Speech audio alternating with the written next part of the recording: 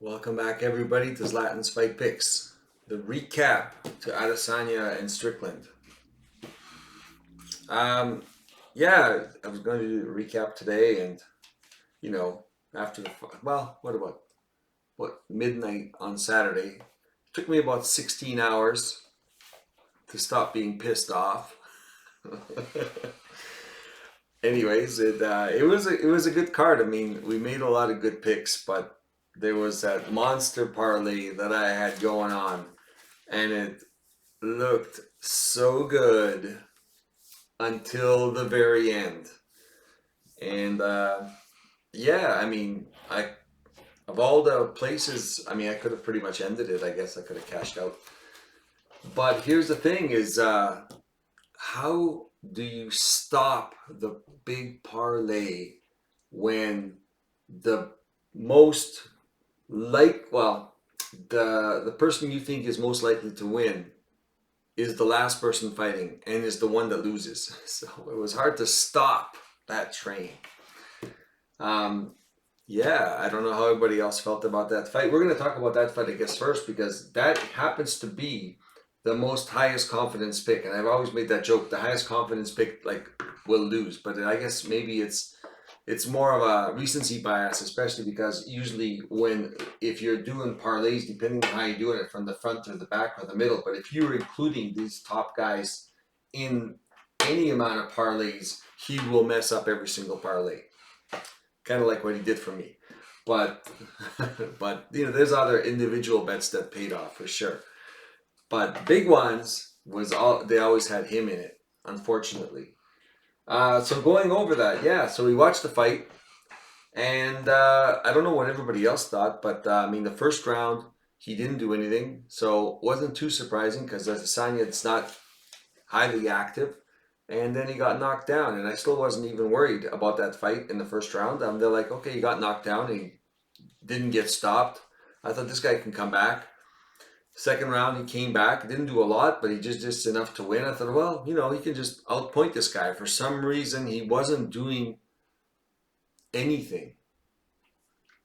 And I don't know. I was wondering what was going on through the whole fight. It got more and more frustrating to watch him do nothing, other than dance around. And everyone's like, "Well, it's because of Strickland and his defense." You know, I've bet on Strickland and I have bet against Strickland, and so far I am batting 100%.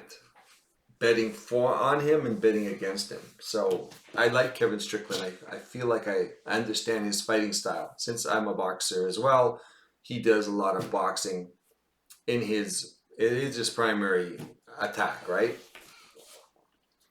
And seeing who he's beaten, who he hasn't beat. I mean, honestly, I love betting against Adesanya. I don't even like Adesanya. But to watch that fight, you're wondering who is this guy that was fighting in there with Strickland, because Strickland did what Strickland does every single fight. He didn't do anything different. He didn't do anything better. He did exactly the same thing consistently. Adesanya it was absolutely terrible. He didn't do anything. I mean, you didn't see him throw any front kicks to the body, side kicks to the quads. I think he might have thrown one head kick and one body kick or two body kicks the whole fight. I mean, weapons that you think you could use against a shorter opponent with less reach, who's supposedly not as fast as you, and probably isn't as fast. Maybe with the boxing, maybe faster, but not with anything else. And it's not like Adesanya hasn't defended his belt or fought guys, with similar styles. Not to mention he's beaten all the guys that he's beaten the people that beat Strickland. It was not a good fight. Honestly, into the fifth round, I stopped watching it. I'm like, I can't watch this loser anymore, man. It's just too frustrating. There's something going on. I mean, who knows? Conspiracy theory, all you want, I guess. You know, when you look at it, all the big favorites, all of them won. And I'd imagine all the books, all the betting places were sweating thinking, oh my God, you know, these are the guys most people parlay and they're all hitting, you know, the parlay buster. Who knows? It's a lot of money on the table. Somehow Adesanya just didn't look right. Didn't look like he wanted to be there. You know, didn't just something wasn't right. And like I said, I'm not an Adesanya fan. I'm not like this. Oh my God, he's the best fighter. I like betting against Adesanya. You know, and when the first fight with Pereira, I bet against him. I don't think I bet. I bet on him actually in the second fight, but yeah. Anyways, nevertheless, that was the massive parlay buster. That was the only mistake we made the whole time. But betting individually, everything worked out. Shorter parlays without Adesanya in it, all would have worked out. I know people out there, you know, made money, you know, and they reached out to me and they told me, and you know, thank you for telling me. That makes me feel great. Trust me, this is what I do this for. I could always make my own bets by myself, but I like it when I do something right and other people win as well. It makes me feel good, right?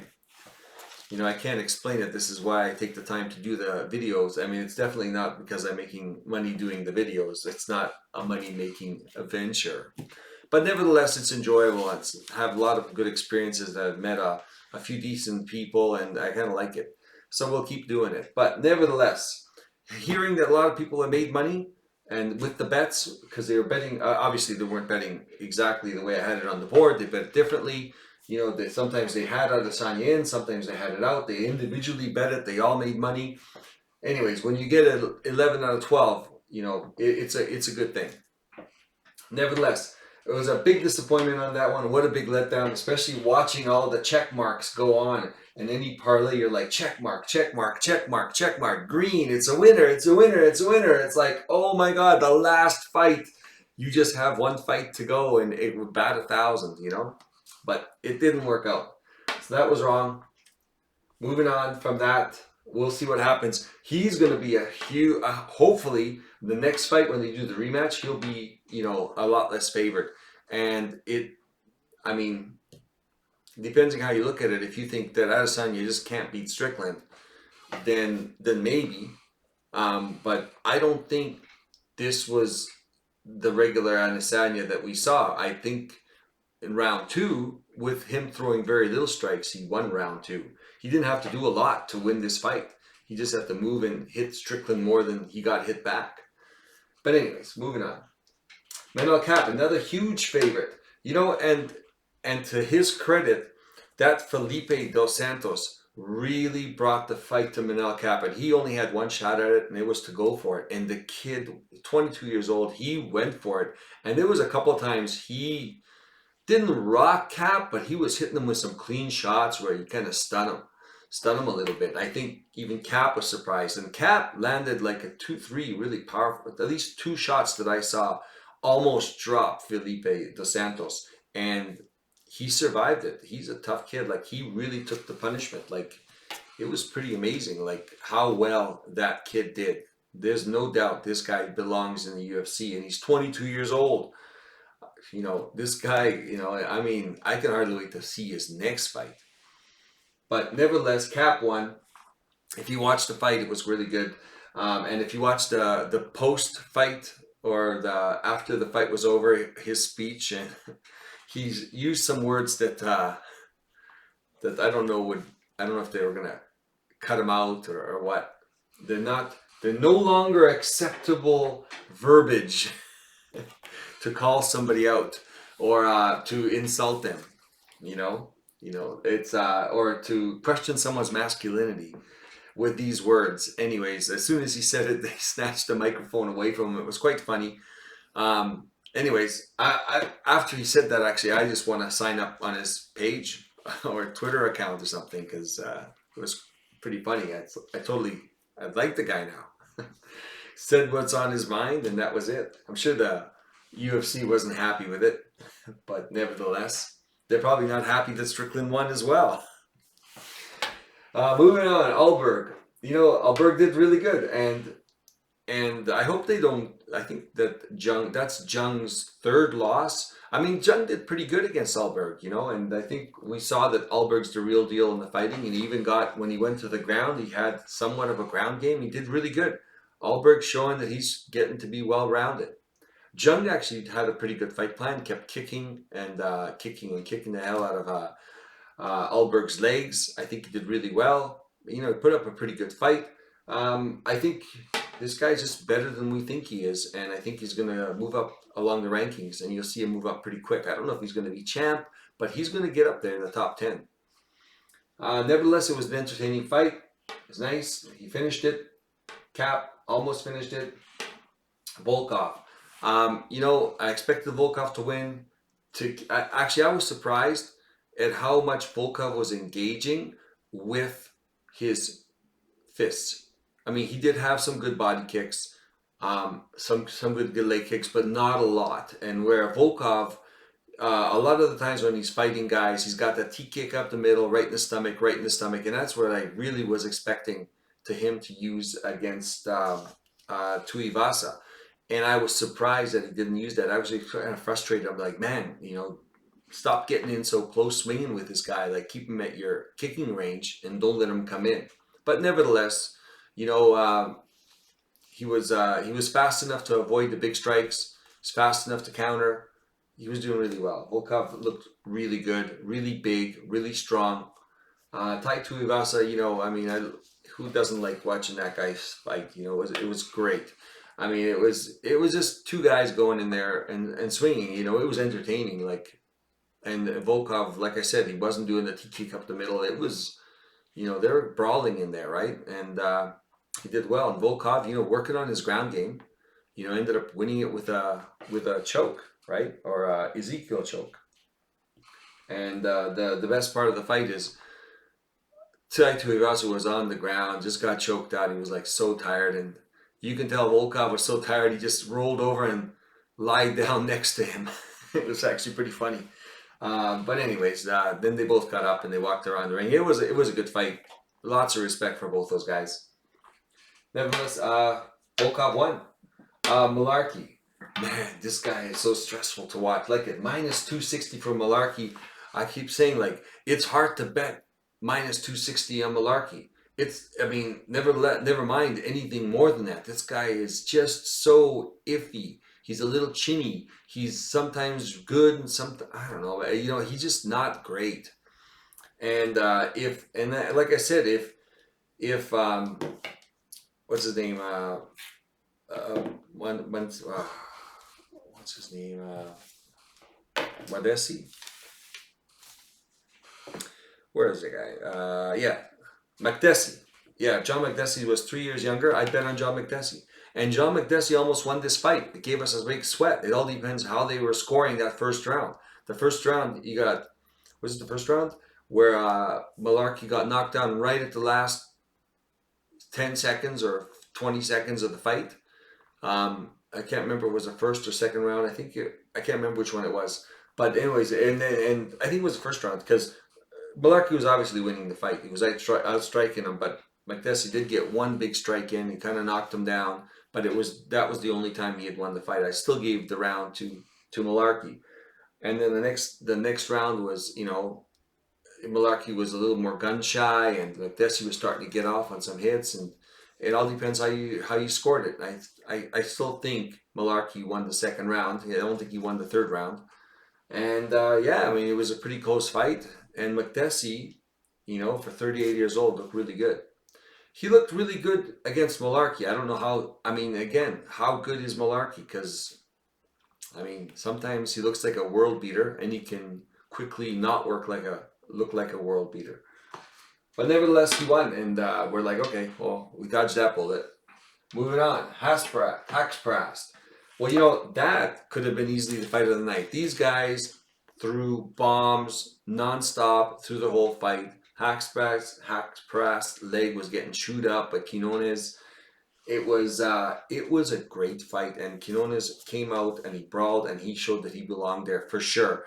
Where, minus 475, granted, Haxprast did win all 3 rounds, but all 3 rounds were contested.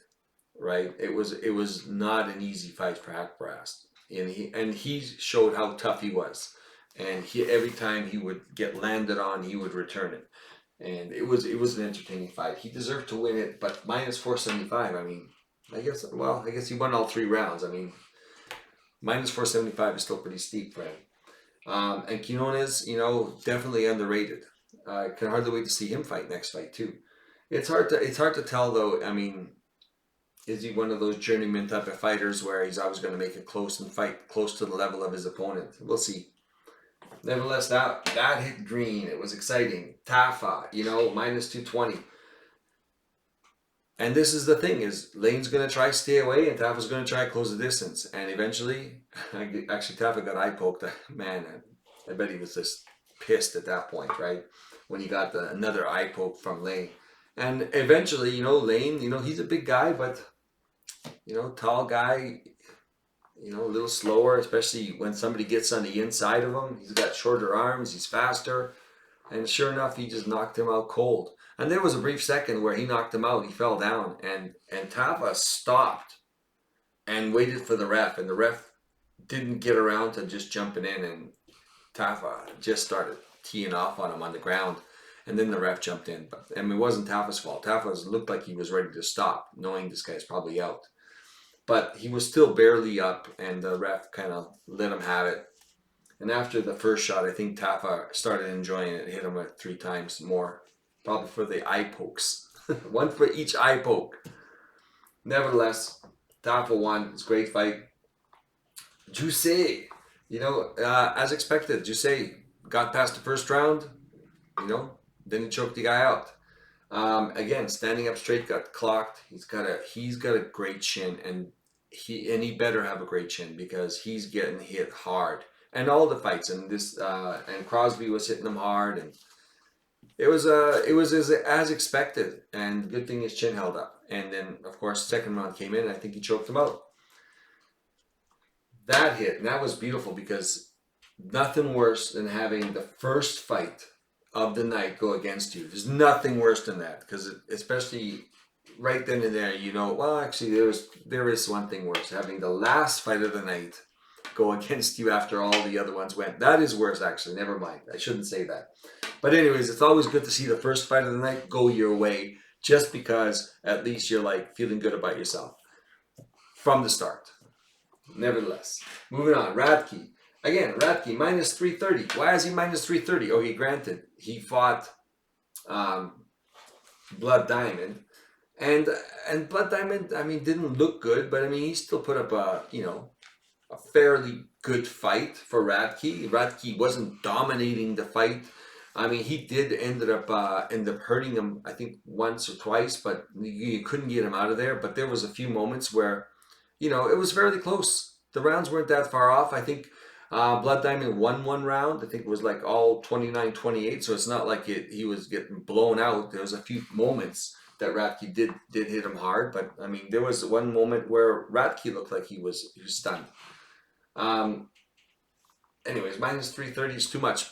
And like I said, it was just hard to bet on Blood Diamond because, and as you see, like, he has an unorthodox style. He doesn't look like he's gassing, but he always looks really floppy and wobbly and tired, and I don't know, just the way that his striking style, like, and I don't understand why Adesanya keeps saying, "Oh, you've never seen striking like this."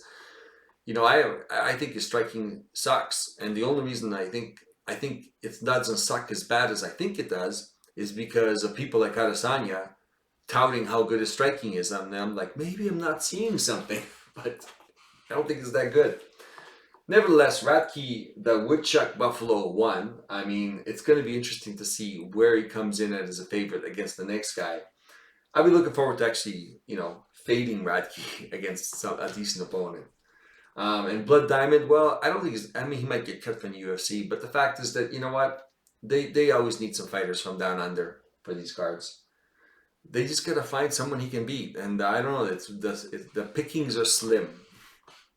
Nevertheless, moving on. Miranda. Wow. Young didn't look good. At the scales, he didn't look good. He hasn't looked good in a while. he's just been kind of disappointing in his performance, you know, and not that I dislike him, you know, at all. And I think he's a good fighter. I just don't, I think he's barely UFC level. And I don't know if they're going to keep him around. I mean, it would be nice to keep him around. But I mean, they had to search for Miranda. Like it's almost like looking for someone that he can beat. But knowing that how good Miranda did against Saint Denis and how big he is and how he was going down in weight, I mean, he just dominated Young. It wasn't even close. I think Young hit him one time and then he punched him back and he managed to get under him and take him down and jump on his back and when he was defending it. He's really good. I mean, he's really good against Young. I don't know. It's going to be hard to gauge how good he can be, but I mean, I think he's not too bad. I mean, with his performance in Saint Denis at the beginning of the first round was fairly impressive against Saint Denis. Now seeing how good Saint Denis is. Nevertheless, he was the first underdog. Well, yeah, he was the first underdog on the card, and he came through for us, and he came through for us in flying colors. Nevertheless, that was correct. Everything when these underdogs come in, I mean, you're always sweating because you're thinking, okay, I hope I read this right. Nevertheless, Mariscal, you know, I mean, say what you will. Okay, granted, it was arm dislocation. Mariscal, it was a competitive first round. You can call it for either person. I personally think Jenkins won it with a couple more cleaner strikes. Overall, it was relatively even. But as expected, I was saying, Mariscal needs to take him down. And Mariscal wasn't even going to take him down. Mariscal found a better way. Mariscal just pushed him up against the fence, you know, held him there, kind of not pretended. Maybe he was thinking about taking him down, but, you know, Jenkins was busy defending the takedowns, and Mariscal would be in that clinch position, landing a lot of punches, short punches inside, and basically winning the striking exchanges while he was holding on to him. And Jenkins, being, you know, having to be aware of the takedowns, wasn't striking back nearly as much just because, you know, every time he would probably try to strike back, Mariscal would, you know, try to get his hands around his butt and try to get them together, and he'd have to fight him back. Then Mariscal would go back up, hold him with one hand, and feed him with the other hand. And in the second round, you know, Mariscal figured out the pattern, and then he was winning the second round, obviously. And I mean, at that point, the fight was pretty much 1-1. And then you know, at the end of the second round, he threw him down, and he popped out his elbow. So I mean, I think the writing was on the wall, though. I think Mariscal wasn't going to slow down. I mean, you saw in that fight, he got hit. I mean, he would immediately attack and try to hit the guy back, you know, with two more punches. So he's a dog, and I think the writing was on the wall. I think at the end of that round, Mariscal round. I don't think it was going to change. Mariscal had the recipe at that point, unless Jenkins could stay away from him. But I don't think it was going to happen the whole round. Nevertheless, it was the pick. Very happy. He's plus 175 underdog. He did win the fight. I'm glad it was a stoppage. I would hate for it to have gone to a decision because that would worry me just because Jenkins is the Aussie. I mean, it goes back to my theories with Pedro. Like, hey, if it's a split decision, I want to be on Pedro's side. We'll talk about him in a second. Split decision, I want to be on the Jenkins side. You know, close decision, I want to be on the Jenkins side. You know, I just don't see, I mean, that just going the other way. But nevertheless, it ended, which is good. So Mariscal came through. Now Tyson Pedro, you know, he looked great.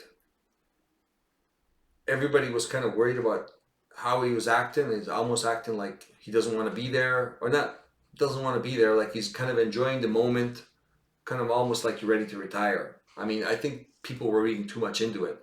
He hasn't looked great, but to Tyson Pedro's credit, he just knocked a guy who people have not been able to knock out. And this is one of the reasons why I was picking Turkey. I'm there like, this guy has such a good shin that he's so durable, he might just be able to wear out Tyson Pedro, who's got a questionable gas tank, and this other guy doesn't.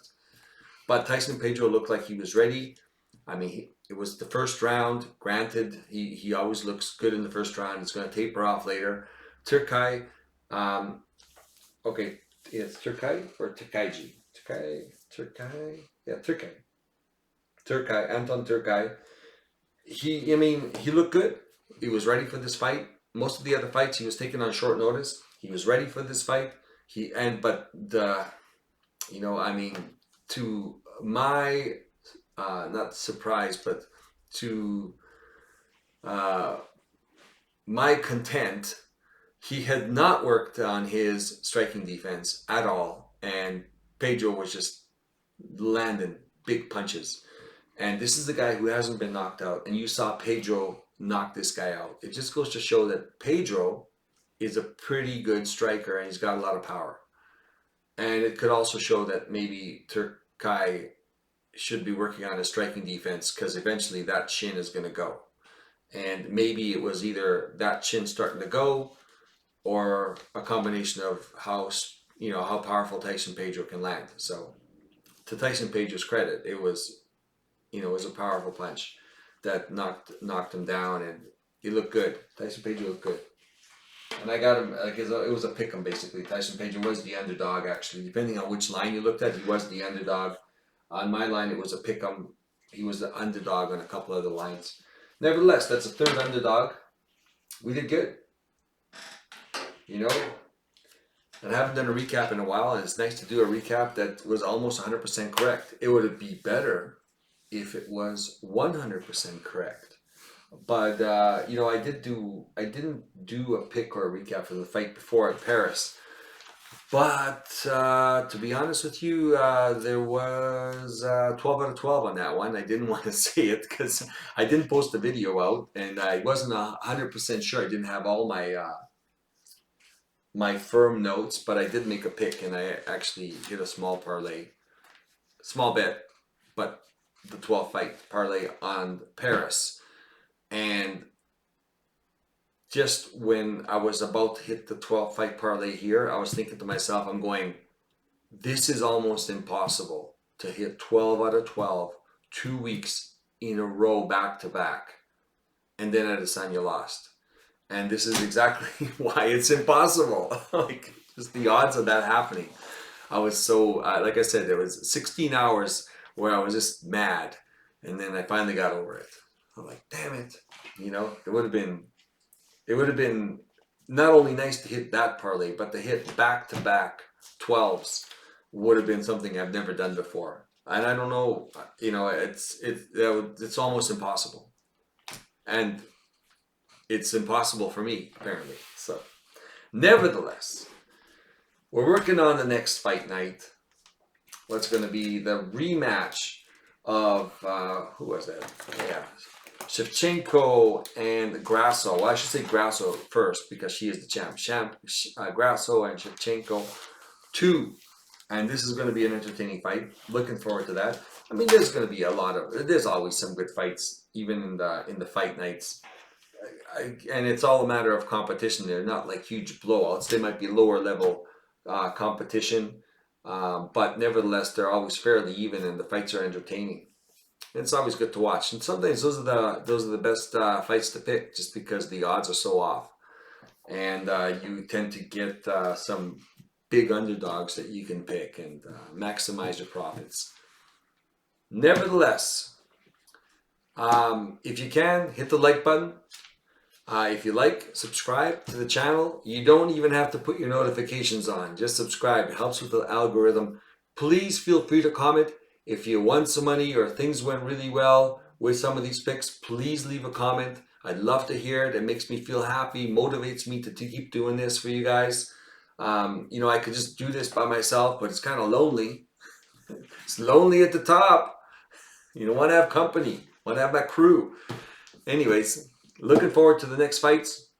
Thank you very much. And again, bet online, 50% up deposit match if you're doing prop bets. Buy me a coffee if you won $1,000. Love coffee. All right. Anyways, happy to hear everyone's doing good. See you in next couple days for the next fight night predictions. Thank you very much for joining me. See you guys soon.